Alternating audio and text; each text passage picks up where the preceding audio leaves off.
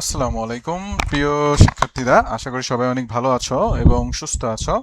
আমি মোহাম্মদ রাজ তোমাদের আজকে আদু ভাই এর উপর ক্লাস নিব। আদু ভাই, সত্যি বলতে এই গল্পটা আমি ছোটবেলায় পড়েছিলাম ক্লাস 6-এ থাকতে। গল্পটা ছিল অনেক মজার একটা গল্প এবং এখনো আছে অনেক মজার একটা গল্প। এই গল্পটা আমি পড়েছিলাম স্কুলের লাস্ট বেঞ্চে বসে আমার কিছু বন্ধুর সাথে বসে। তো এই গল্পটা আসলেই অনেক মজার এবং এই গল্পটা আমার এখনো মনে আছে যে আমার বন্ধুদের সাথে আমি পড়েছিলাম এবং লাস্টের দিকে যে ব্রেঞ্চ আছে ঠিক তার আগের বেঞ্চে বসে এই গল্পটা পড়েছিলাম। তো মূলত তোমাদের যদি আমি এক কথায় বলি, এই যে আদু ভাই গল্পটা আছে, এই আদু ভাই গল্পটাতে আমাদের অনেক কিছু শিখার আছে। শিখার আছে আত্মসম্মান, শিখার আছে ভালোবাসা পড়ার প্রতি, শিখার আছে কিভাবে একটা জিনিসের উপর মানুষের বারবার চেষ্টা করতে হয়। এই যে ব্যাপারগুলো আছে, এইগুলো আমরা এখান থেকে শিখতে পারবো। গল্পটা পড়ে তোমরা অনেক মজা পাবা ইনশাআল্লাহ। তো চলো আমরা গল্পটা শুরু করি।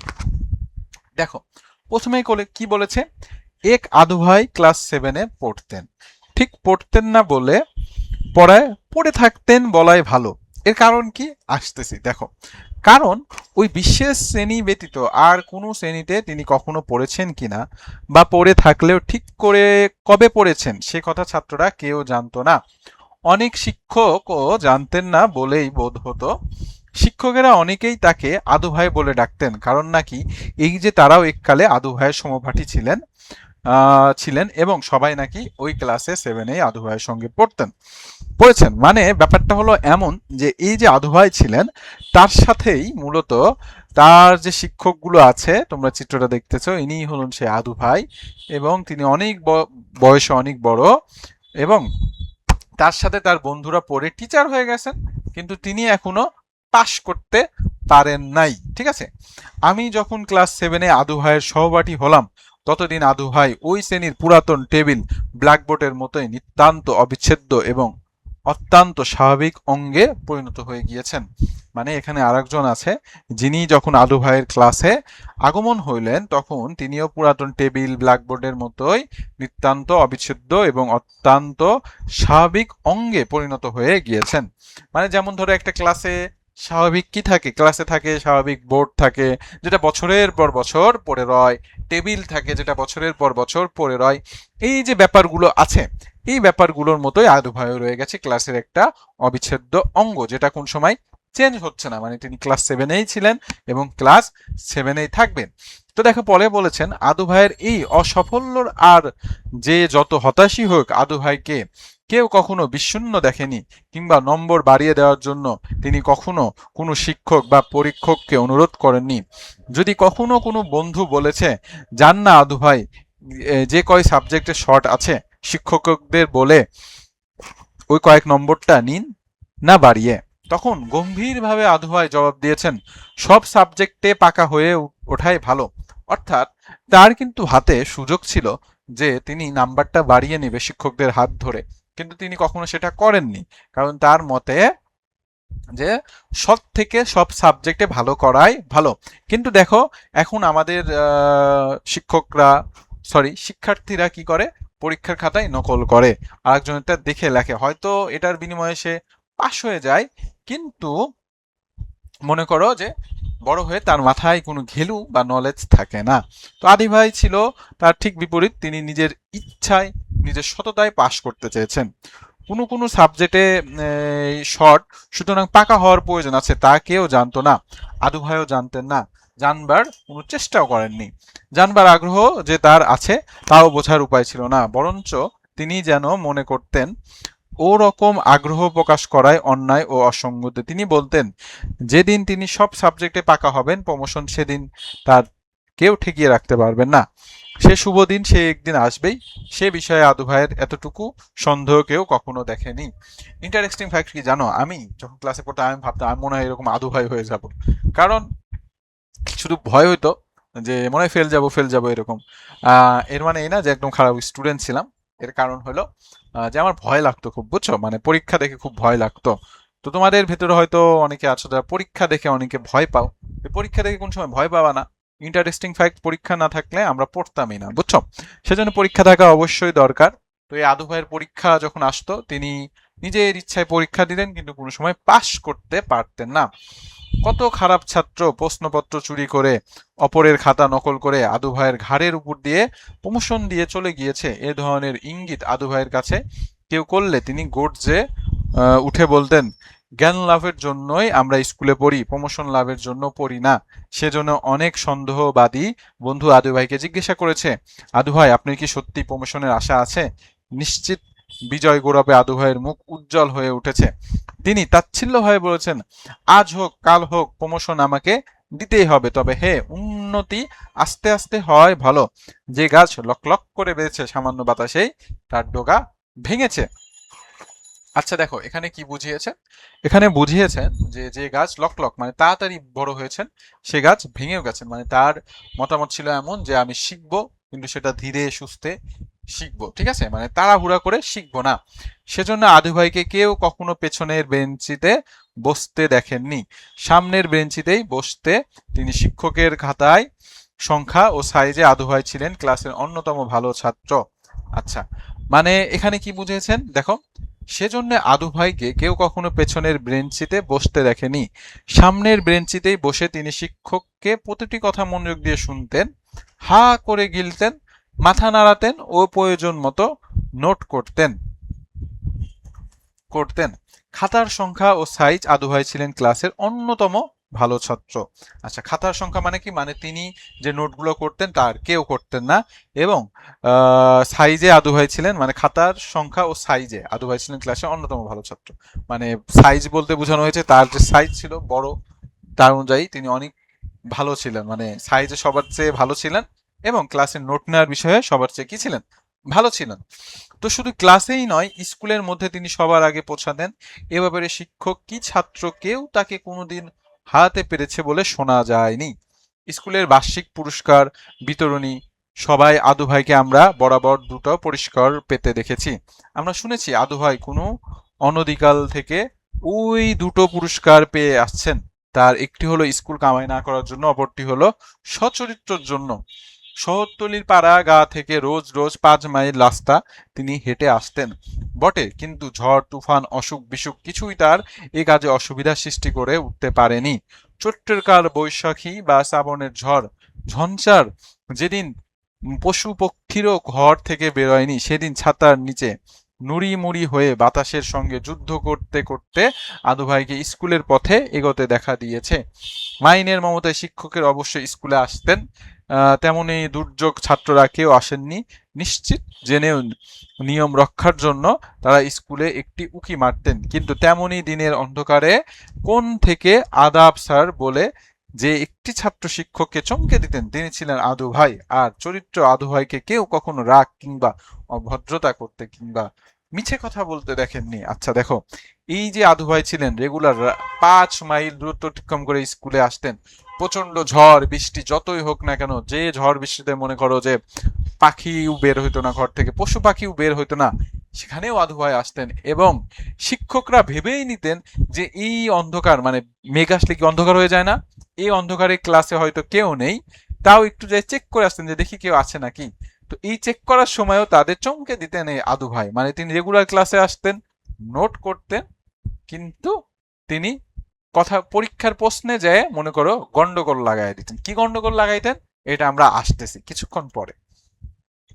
তো যখন স্কুলে ভর্তি হওয়ার পর প্রথম পরীক্ষায় ফার্স্ট হলাম, মানে আর একটা স্টুডেন্ট ছিল যিনি পরীক্ষায় ফার্স্ট হলো, ফার্স্ট হওয়ার পরে তিনি সুতরাং আইনত তিনি ছিলেন, মানে আমি ধরতে গেলাম, ধরো আমি, ঠিক আছে, সুতরাং আইনত আমি ক্লাসের মধ্যে সবচাইতে ভালো ছাত্র এবং আদু ভাই সবচাইতে খারাপ ছাত্র ছিলেন। কিন্তু কি জানি কেন আদু ভাই দুজনের মধ্যে একটা বন্ধন সৃষ্টি হলো, মানে আদু ভাই আর এই যে ভালো স্টুডেন্টটা ছিলেন তার মধ্যে একটা বন্ধন সৃষ্টি হলো। আদু ভাই প্রথম থেকে আমাকে যেন নিতান্ত আপন লোক বলে ধরে নিলেন। আমার উপর যেন তার কত কালের দাবি। আদু ভাই মনে করতেন তিনি কবি, বক্তা ও স্কুলের সাপ্তাহিক সভায় তিনি বক্তৃতা ও স্বরচিতা কবিতা পাঠ করতেন। তার কবিতা শুনে সবাই হাসতো, সে হাসিতে আদু ভাই লজ্জাবোধ করতেন, নিরুৎসাহী হতেন না, লজ্জাবোধ করতেন না, নিরুৎসাহীও হতেন না, বরঞ্চ তিনি প্রশংসাসূচক হাসি মনে করতেন। তার উৎসাহ দ্বিগুণ বেড়ে যেত। অন্য সব ব্যাপারে আদু ভাইকে বুদ্ধিমান বলে মনে হতো, কিন্তু এই একটি ব্যাপারে তার নির্বুদ্ধিতা দেখে আমি দুঃখিত হতাম। তার নির্বুদ্ধিতা নিয়ে ছাত্র শিক্ষক সবাই তামাশা করেছেন, অথচ তিনি তা বুঝতে পারছেন না দেখে আমার মন আদু ভাইয়ের পক্ষপাতী হয়ে উঠত। গেল এইভাবে 4 বছর আমি ম্যাট্রিকের জন্য টেস্ট পরীক্ষা দিলাম। আদু ভাই কিন্তু সেবারও যথারীতি ক্লাস 7-এই অবস্থান করেছিলেন। মানে তিনি কি করতেন, প্রত্যেক বছর স্কুলে যদি কোনো অনুষ্ঠান হইতো, তিনি সেই অনুষ্ঠানে কবিতা পাঠ করতেন, কবিতা আবৃত্তি করতেন। যদিও সেই আবৃত্তিটা ভালো হইতো না, সেই আবৃত্তি নিয়ে সবাই হাসাহাসি করতেন, কিন্তু আদু ভাই জিনিসটাকে নিতেন তার উৎসাহ হিসাবে। তো এই জিনিসটা দেখে ওই স্টুডেন্টটার খারাপ লাগতো যে তাকে এত মানুষ অপমান করতেছে, তাও তার গায়ে লাগতেছে না, তিনি এটা বুঝতে পারতেছেন না। তো এই দেখতে দেখতে সেই ছেলেটা ক্লাস 10-এ উঠে গেলেন, 4 বছর হয়ে গেল, কিন্তু মনে করো যে, সরি 3 বছর হয়ে গেল, কিন্তু আদু ভাই ক্লাস 7-এই রয়ে গেলেন। 2 ডিসেম্বর মাস, 2 ডিসেম্বর, মানে 2 ডিসেম্বরের 2 তারিখ সব ক্লাসের পরীক্ষা প্রমোশন হয়ে গিয়েছে। প্রথম বিবেচনা, দ্বিতীয় বিবেচনা, তৃতীয় বিবেচনা ও বিশেষ বিবেচনা ইত্যাদি সকল প্রকার বিবেচনা হয়ে গিয়েছে। বিবেচিত প্রমোশন প্রান্তের সংখ্যা অন্যান্য বারের ন্যায় সেবারও পাশ করা প্রমোশন প্রান্তের সংখ্যা দ্বিগুণের ঊর্ধ্বে উঠেছে। কিন্তু আদু ভাই এসব বিবেচনার বাইরে, কাজেই তার কথা প্রায় ভুলেই গিয়েছিলাম। টেস্ট পরীক্ষা দিয়ে আমরা ক্লাস করছিলাম ছাত্ররা শুধু টিউটোরিয়ালে ক্লাস করছিলাম ছাত্ররা শুধু স্কুল প্রাঙ্গণে জটলা করছিল প্রমোশন পাওয়া ছেলেরা নিজেদের কীর্তি উজ্জ্বল চেহারা দেখাবার জন্য, না পাওয়া ছেলেরা প্রমোশনে কোনো প্রকার অতিরিক্ত বিশেষ বিবেচনা দাবি জানানোর জন্য। এমন দিনে একটি নিরাল্লা জায়গায় পেয়ে হঠাৎ আদু ভাই আমার পা জড়িয়ে ধরে কেঁদে বললেন। আমি চমকে উঠলাম। আদু ভাইকে আমরা সবাই মুরব্বি মানতাম, তার এই ক্ষিপ্র হস্তে টেনে তুলে প্রতিদানে তার পা ছুঁয়ে বললাম, কি হয়েছে আদু ভাই, অমন পাগলামি করছেন কেন? আদু ভাই আমার মুখের দিকে তাকালেন। তাকে অমন বিচলিত জীবনে আর আমি কখনো দেখিনি। তার মুখে সর্বত্র অসহায় ভাব। তার কাঁধে সজোরে ঝাঁকি দিয়ে বললাম, বলুন কি হয়েছে আদু ভাই? কম্পিত কণ্ঠে বললেন, প্রমোশন। আমি বিস্মিত হলাম, বললাম, প্রমোশন? প্রমোশন কি? আপনি তো প্রমোশন পেয়েছেন। আপনি প্রমোশন পেয়েছেন মানে? ছাত্রটা তাকে প্রশ্ন করলেন যে আপনি কি প্রমোশন পেয়েছেন? না, আমি প্রমোশন পেতে চাই। ও, পেতে চান? সে তো সবাই পেতে চায়। আচ্ছা, দেখো এই অংশটা খুবই গুরুত্বপূর্ণ। কারণ কি, এই অংশ আদু ভাই মনে করো যে বছরের শেষ হয়ে গিয়েছে, সবাই কোনো কোনো স্টুডেন্ট মনে করো কি করছে, প্রমোশন ফার্স্ট সেকেন্ড থার্ড হয়েছে। কেউ কেউ মনে করো যে খাতায় কম নম্বর পেয়েছে, সেই নাম্বার বাড়ানোর জন্য আন্দোলন করতেছে। তো এই সময় সেই স্টুডেন্টটা মনে করো টিউটোরিয়ালে ক্লাস করছিল। ক্লাস করার সময় তিনি ক্লাস করতেছিলেন, এর ভেতরেই একদিন আদু ভাই এসে তার পা জড়িয়ে ধরে। কিন্তু আদু ভাই ছিলেন ক্লাসের ভেতরে সবচাইতে বড়।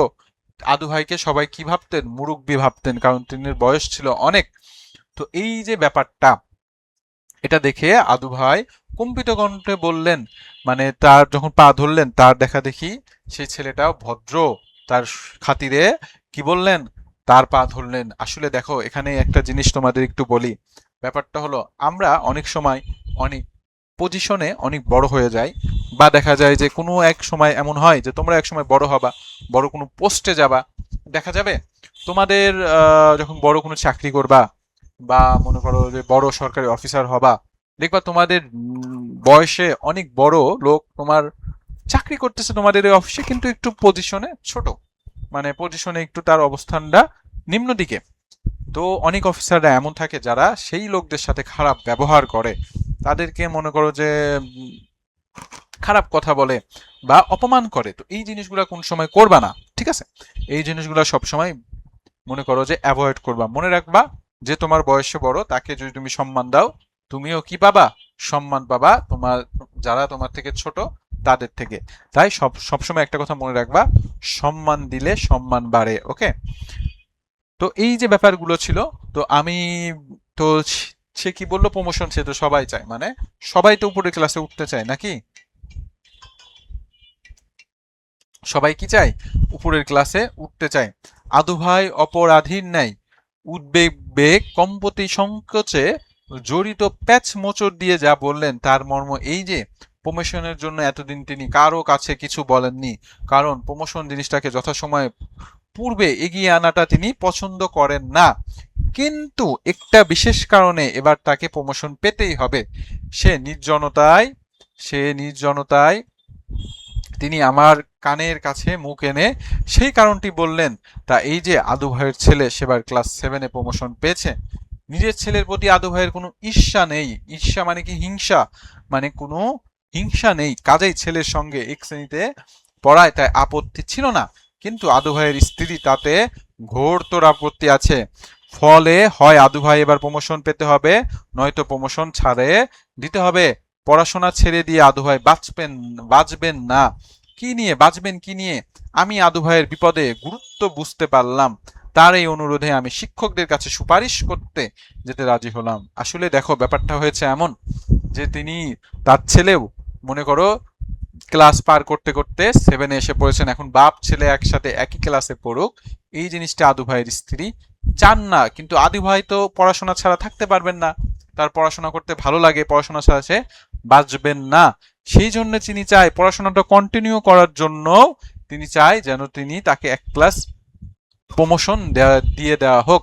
তো এই কথাটা শুনে তার বন্ধু অন্য স্যারদের সাথে কথা বলতে রাজি হলেন। তো তিনি রাজি হয়ে গেলেন কোথায়? প্রথমে ফার্সি শিক্ষকের কাছে যা স্থির করলাম, কারণ তিনি একদা আমাকে মোট 100 নম্বরের মধ্যে 105 নম্বর দিয়েছিলেন। বিস্মিত হেডমাস্টার তার কারণ জিজ্ঞাসা করায় মৌলভী স্যার বলেছিলেন, ছেলে সমস্ত প্রশ্নের শুদ্ধ উত্তর দেওয়ার সে পূর্ণ নম্বর পেয়েছে। পূর্ণ নম্বর পাওয়ায় পুরস্কার স্বরূপ আমি খুশি হয়ে তাকে 5 নম্বর বকশিস দিয়েছি। অনেক তর্ক করেও হেডমাস্টার মৌলভী স্যারকে এই কার্যের অংশ দিয়ে বুঝাতে পারেননি। আসলে দেখো, কাহিনীটা এমন হয়েছে যে এই যে তার বন্ধু ছিলেন, সে তো খুবই ভালো স্টুডেন্ট ছিলেন। তো সে সবগুলো পরীক্ষার খাতার নম্বর খুব সুন্দরভাবে দেয়, স্যার তাকে 5 মার্ক বেশি দিয়েছিলেন পুরস্কার হিসাবে। কিন্তু মৌলভী স্যার এই জিনিসটা মনে করো যে হেডমাস্টারের সাথে তর্ক গিয়েছিলেন। কারণ কি, পরীক্ষা 100, তুমি 100-র ভেতর আর বেশি দিবা কেন? তো এই জিনিসটা নিয়ে মৌলভী স্যার এবং হেডমাস্টার তর্কে গিয়েছিলেন। ঠিক আছে, মানে এখানে এটা বুঝিয়েছেন যে তার প্রতি মৌলভী স্যারের কতটা ভালোবাসা ছিল, তার জন্য তিনি মনে করো হেডমাস্টারের সাথে তর্কে গিয়েছিলেন। তো মৌলভী স্যার আদু ভাইয়ের নাম শুনে জ্বলে উঠলেন। অমন বত্তমিজ ও খোদার নাফরমান বান্দা তিনি কখনো দেখেননি। নাফরমান মানে কি? যে মনে করো খোদার কথা শোনে না। ফলে আস্ফালন করলেন এবং অবশেষে টিনের বাক্স থেকে অনেক খুঁজে আদু ভাইয়ের খাতা বের করে আমার সামনে ফেলে দিয়ে বললেন, দেখো আমি দেখলাম আদু ভাই মোট 3 নম্বর পেয়েছে। তবু হতাশ হলাম না, পাশের নম্বর দেওয়ার জন্য তাকে চেপে ধরলাম। বড় দেরি হয়ে গিয়েছে, নম্বর সাবমিট করে ফেলেছেন, বিবেচনা স্তর পার হয়ে গিয়েছে, ইত্যাদি সমস্ত যুক্তি আমি সন্তোষজনক জবাব দিয়ে বললাম। তিনি বললেন, তুমি তার জন্য কি অন্যায় অনুরোধ করেছো? খাতাটা খুলেই একবার দেখো না। মানে এখানে কি হলো, মানে তার উপর তার স্যার এতটাই বিরক্ত যে তিনি বললেন যে তার কোনো কথাই আমি শুনবো না, তার কোনো কথাই আমি শুনবো না। তিনি খাতায় কিছুই লেখে না, তাকে পাশ করানো আমার পক্ষে সম্ভব না। ঠিক আছে, এই যে ব্যাপারটা, মানে কি একটা স্যারের মনে করো যে কতটা মানে হতাশা থাকলে এই রকম কথা লেখে। চিন্তা করো, জাস্ট জাস্ট চিন্তা করো যে একটা স্যারের কতটা হতাশা থাকলে এরকম তিনি করতে পারেন। মানে একটা স্টুডেন্ট কিছুই লেখে না, তাহলে তো স্যাররা তাকে মনে করে কি করতে পারবে না, খাতায় নাম্বার দিতে পারবেন না। এখন তুমি যদি আমাকে খাতা দাও, সেখানে যদি তুমি কিছু নাই লেখো, উল্টা পাল্টা বাগডুম, ঘোড়ার ডিম, ঘোড়ার ঠ্যাং, বগের ঠ্যাং লিখে রাখো, তাহলে কি আমি তোমাকে নাম্বার দিব? নাম্বার তো দিতে পারবো না, তাই না? তো এই জন্য খাতায় লিখতে হয়, প্রশ্নে যা চেয়েছে তাই লিখতে হয়, তাই না? তো যাই হোক, চলো আমরা গল্পের আগে যাই। পাশের নম্বর দেওয়ার জন্য তাকে চেপে ধরলাম। বড় দেরি হয়ে গেছে, আচ্ছা সরি, আমি একটু আগে চলে গেছি। তো অনেক তর্ক করেও হেডমাস্টার মৌলভী স্যারকে এই কাজের অসঙ্গতি বুঝাতে পারেননি। মৌলভী স্যার আদু ভাইয়ের নাম শুনে জ্বলে উঠলেন। আচ্ছা, এটুকু পড়েছি তাই না? তো দেখো এখানে আছি, আমি দেখলাম আদু ভাই মোট 3 নম্বর পেয়েছে। মানে তার যে খাতা, ফার্সি খাতা, সেখানে সে নম্বর পেয়েছে মাত্র 3। তবুও হতাশ হলাম না, পাশের নম্বর দেওয়ার জন্য স্যারকে চেপে ধরলাম। বড় দেরি হয়ে গেছে, নম্বর সাবমিট করে ফেলেছি, বিবেচনা স্তর পার হয়ে গিয়েছে, ইত্যাদি সমস্ত যুক্তি আমি সন্তুষ্টজনক জবাব দিলাম। তিনি বললেন, তুমি কার জন্য কি অন্যায় অনুরোধ করছো? খাতাটা খুলে একবার দেখো। আমি মৌলভী স্যারের খুশি করবার জন্য অনিচ্ছা সত্ত্বেও এবং অনবশ্যক বদেও খাতাটা খুললাম, দেখলাম ফার্সি পরীক্ষা বটে, কিন্তু খাতায় কোথাও একটি ফার্সি হরফ নেই। মানে তার পরীক্ষা ফার্সি, কিন্তু সে ফার্সি লেখেন নাই। তার বদলে তিনি ঠাস বুনানো বাংলা হরফে অনেক কিছু লেখে আছে। পড়া শেষ করে মৌলভী স্যারের মুখের দিকে চাইতেই বিজয়ের ভঙ্গিতে বললেন, দেখেছো বাবা, বেত্তমিজের কাজ আমি নিতান্ত ভালো মানুষ বলেই 3টা নম্বর দিয়েছি।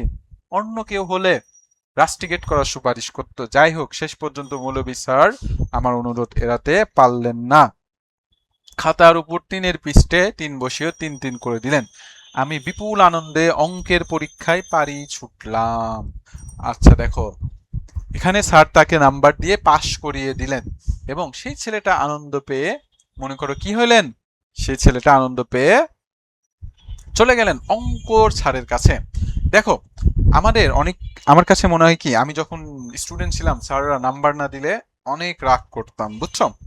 মানে ভাবতাম একটু নাম্বার দিলে স্যারের কি হবে।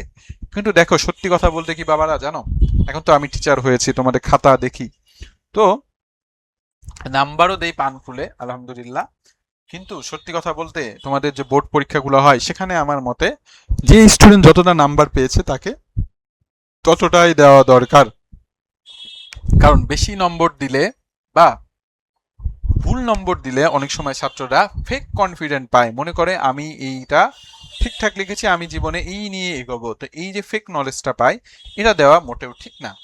যদি তোমাদের জ্ঞান কতটুকু এটা যদি ছোটবেলায় শিখে দেওয়া হয়, বা মানে কার কি ট্যালেন্ট, এটা যার যেটা সবারই ট্যালেন্ট আলাদা আলাদা আছে, তো এই ট্যালেন্টগুলো যদি ছোট থেকে ধরিয়ে দেওয়ার একটা ব্যবস্থা করা হয় তাহলে কিন্তু সবাই কোনো না কোনো ক্ষেত্রে ব্রিলিয়ান্ট হবে, তাই না?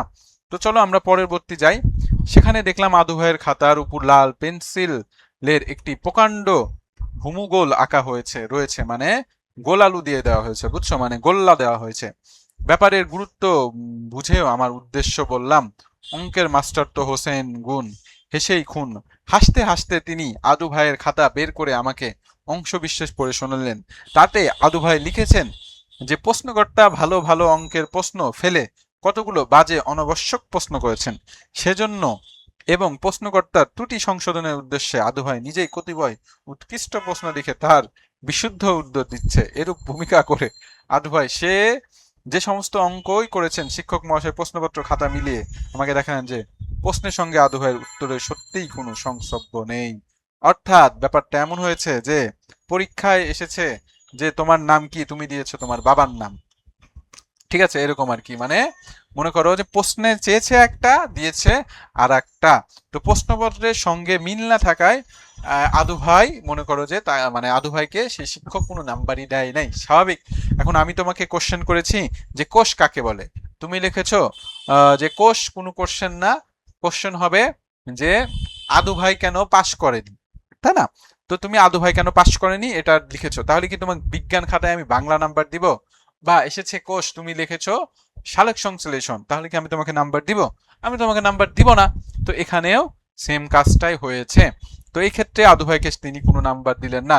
তো প্রশ্নপত্রের সঙ্গে মিল থাকা আর নাই থাক, খাতায় লেখা অঙ্ক শুদ্ধ হলেই নম্বর পাওয়া উচিত বলে আমি শিক্ষকের সঙ্গে অনেক ধস্তাধস্তি করলাম। শিক্ষক মশাই যাই হোক প্রমাণ করে দিলেন যে তার শুদ্ধ হয়নি, মানে যে প্রশ্ন করেছিলেন সেটা তো হয়নি, উল্টো কোশ্চেন যে লিখেছেন এবং তার যে উত্তর দিয়েছেন সেটাও মিলে নাই। সুতরাং পাশের নম্বর দিতে তিনি রাজি হলেন না। তিনি আমাকে এই আশ্বাস দিলেন যে অন্য সব সাবজেক্টের শিক্ষকদের রাজি করাতে পারলে তিনি আদু ভাইয়ের প্রমোশন সুপারিশ করতে প্রস্তুত আছেন। মানে অন্য অন্য সাবজেক্টে যদি সব শিক্ষক রাজি হয় তাহলে তিনি কি রাজি হবেন। নিতান্তই বিষণ্ণ মনে অন্যান্য পরীক্ষকের নিকট গেলাম। সর্বত্র অবস্থা প্রায় এইরূপ। ভূগোলের খাতায় তিনি লিখেছেন যে পৃথিবী গোলাকার এবং সূর্যের চারদিকে ঘুরছে, এমন গল্প তিনি বিশ্বাস করেন না। সোজা কথায় তিনি বাদ বাকি সকল কথায় একই কাজ করেছেন, মানে সাবজেক্টে যা চেয়েছে তিনি তো সেটা দেয়নি, উল্টো উল্টো পাল্টো খাতায় লিখে রেখেছেন। তো যাই হোক, দেখো, ইতিহাসের খাতায় তিনি লিখেছেন যে কোন রাজা কোন সম্রাটের পুত্র, এসব কথার কোনো প্রমাণ নেই। ইংরেজি খাতায় তিনি নবাব সিরাজউদ্দৌলা ও লর্ড ক্লাইভের ছবি পাশাপাশি আঁকার চেষ্টা করেছেন। অবশ্য কে যে সিরাজ কে যে ক্লাইভ নিচে লেখা না থাকলে তা বোঝা যেত না। হতাশ হয়ে হোস্টেলে ফিরে এলাম। আদু ভাই আগ্রহ ব্যাকুল চোখে আমার পথ পানে চেয়ে অপেক্ষা করেছেন। আমি ফিরে এসে নিষ্ফলতার খবর দিতেই তার মুখের ফ্যাকাশে হয়ে গেল। তবে আমার কি হবে ভাই বলে তিনি মাথায় হাত দিয়ে বসে পড়লেন। কিছু একটা করবার জন্য আমার প্রাণও ব্যাকুল হয়ে উঠল। বললাম, তবে কি আদু ভাই আমি হেডমাস্টারের কাছে যাব? আদু ভাই ক্ষণিক আমার দিকে এক দৃষ্টি তাকিয়ে বললেন, তুমি আমার জন্য যা করেছো সেজন্য ধন্যবাদ। হেডমাস্টারের কাছে আমার গিয়ে কাজ নেই, সেখানে যেতে হবে, আমিই যাব হেডমাস্টারের কাছে, জীবনে আমি কিছুই চাইনি, এই প্রার্থনা তিনি আমাকে ফেলতে পারবেন না, বলেই তিনি হনহন করে বেরিয়ে গেলেন। আমি এক দৃষ্টি দ্রুত গমনশীল আদু ভাইয়ের দিকে চেয়ে রইলাম।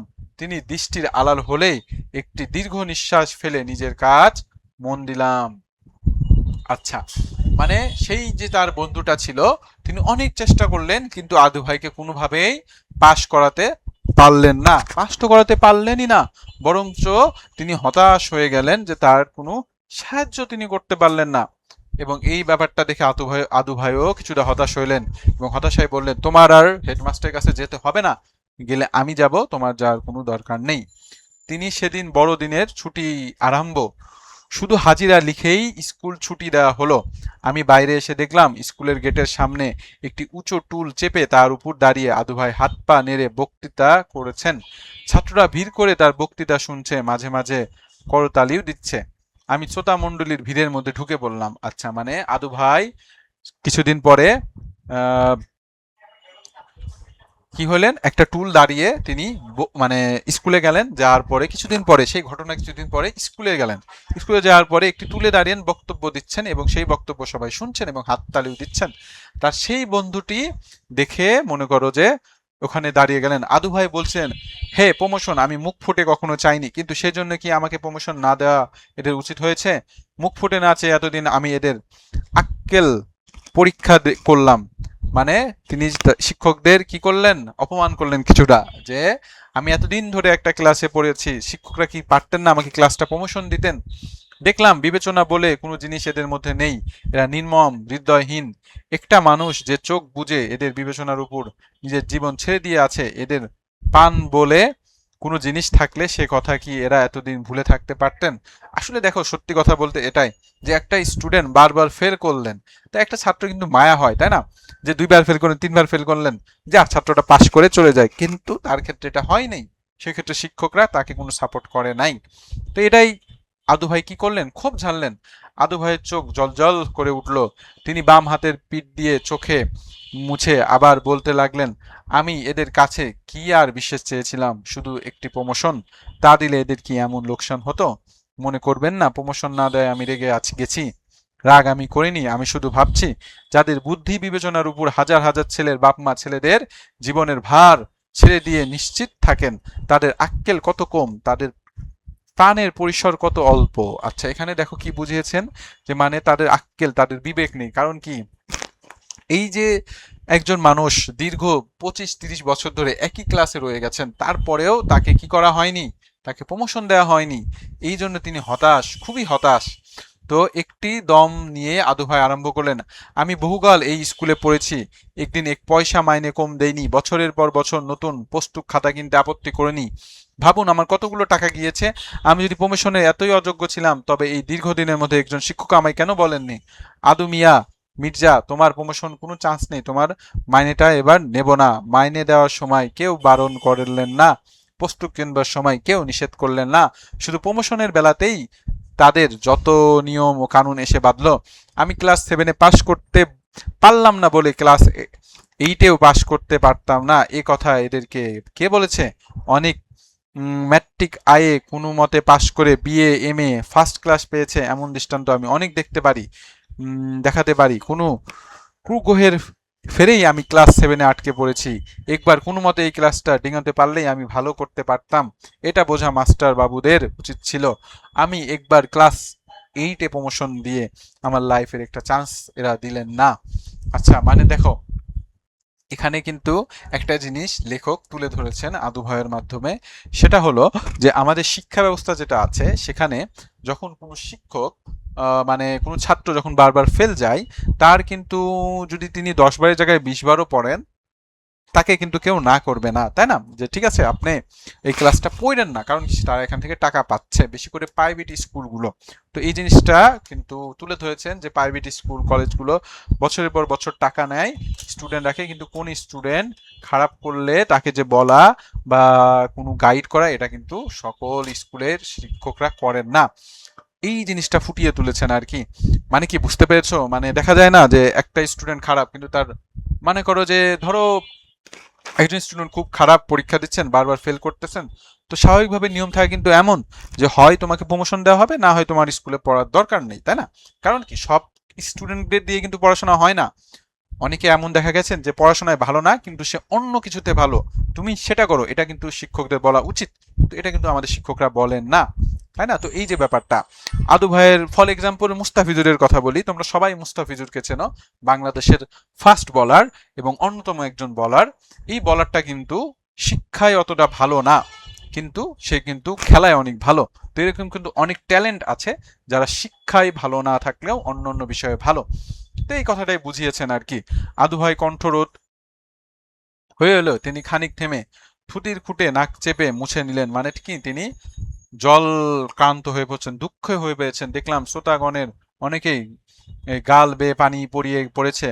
গলা পরিষ্কার করে আদু ভাই আবার শুরু করেন, আমি কখনো এত সব কথা বলিনি।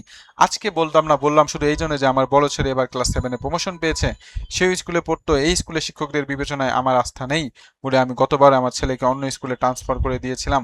যথাসময়ে এই সতর্কতা অবলম্বন না করলে আজ আমাকে কি অপমানের মুখে পড়তে হতো, তা আপনি বিচার করুন। আদু ভাইয়ের শরীরটা কাটা দিয়ে উঠলো, তিনি গলার দৃঢ়তা এবার বলতে শুরু করলেন, কিন্তু সত্য, কিন্তু আমি সত্যকে জয়যুক্ত করবই, আমি একদিন ক্লাস 8-এ। এই সময় স্কুলের দারোয়ান এসে সভা ভেঙে দিল। আমি আদু ভাইয়ের দৃষ্টি এড়িয়ে চুপি চুপি পড়ে সরে পড়লাম। তারপর যেমনই হয়ে যাক, সংগ্রায় সাগরের প্রবল স্রোতে কে কোথায় ভেসে গেলাম জানলাম না। আচ্ছা, মানে এরপর অনেক দিন অনেক বছর পড়ে গেছে, 4, আমি সেবার বিয়ে পরীক্ষা দেব, মানে ইন্টার পরীক্ষা থেকে বিয়ে উঠে গেছে, মানে অলমোস্ট 4 বছর পেরিয়ে গেছে। হঠাৎ লাল লেভালের এক পত্র পেলাম, কারো বিয়ের নিমন্ত্রণ হবে মনে। খুললাম, ঝরঝর তকতকে সোনালী হরপে ছাপা পত্র।